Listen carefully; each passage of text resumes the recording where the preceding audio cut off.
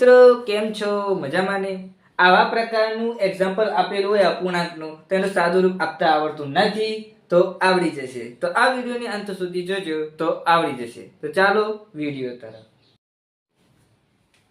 Hello મિત્રો, હવે આપણે અપૂર્ણાંકનું સાદું રૂપ આપીશું. જો આવા પ્રકારનું અપૂર્ણાંક આપેલો હશે એનું સાદું રૂપ કઈ રીતે આપીએ, તો સૌપ્રથમ શોર્ટ ટ્રિકની અંદર કરીશું. તો સૌપ્રથમ આ જે સંખ્યા આ બાજુ આપેલી છે એ બેનો સરવાળો કરીશું.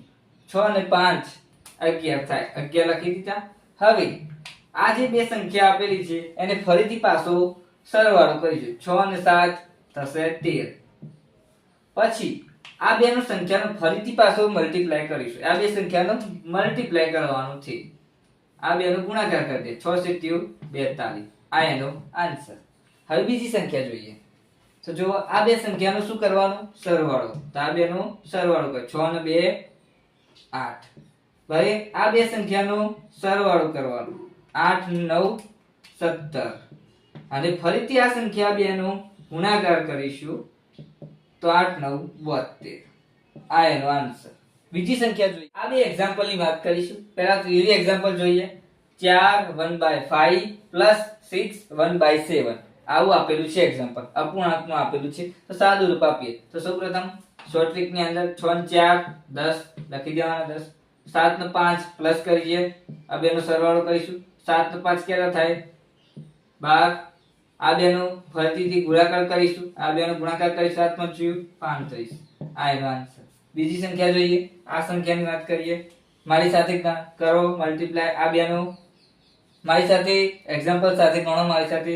તો 8 ને 9 થશે 17. 3 ને 5 નો સરવાળો કરીશું. 8 અને આ બેનો ફરીથી પાછો મલ્ટીપ્લાય કરીશું. 3 × 15. આ એનો આન્સર. બીજા સંખ્યા જોઈએ. બીજી સંખ્યા જોઈએ. તમે નવા આવ્યા મિત્રો, મારી ચેનલની અંદર તમે નવા આવ્યા હોય તો સબસ્ક્રાઇબ કરી દેજો ચેનલને, લાઈક આપી દેજો, કમેન્ટ કરીને જણાવો કે વિડીયો કેવો લાગે છે.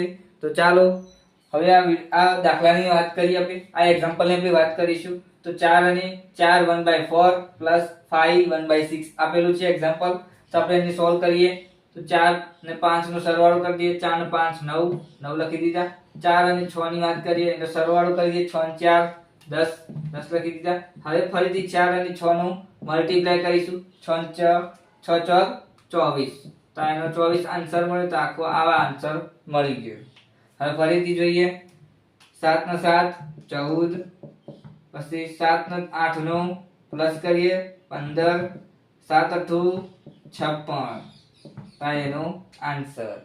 તો આવી રીતે અપૂર્ણાંકનું સાદું રૂપ આપી શકાય છે. આવી રીતે અપૂર્ણાંકના દાખલા આવી રીતે ગણી શકાય છે. નવા એક્ઝામ્પલની સાથે આવતા વિડીયોની અંદર મળીશું. નવી શોર્ટ ટ્રિકની અંદર મળીશું. તો ચેનલને સબસ્ક્રાઇબ કરી દેજો મિત્રો, લાઈક આપી દેજો અને બેલ આઇકનને દબાવી દેજો. તો આવતા વિડીયોની અંદર મળીશું. જય સતી.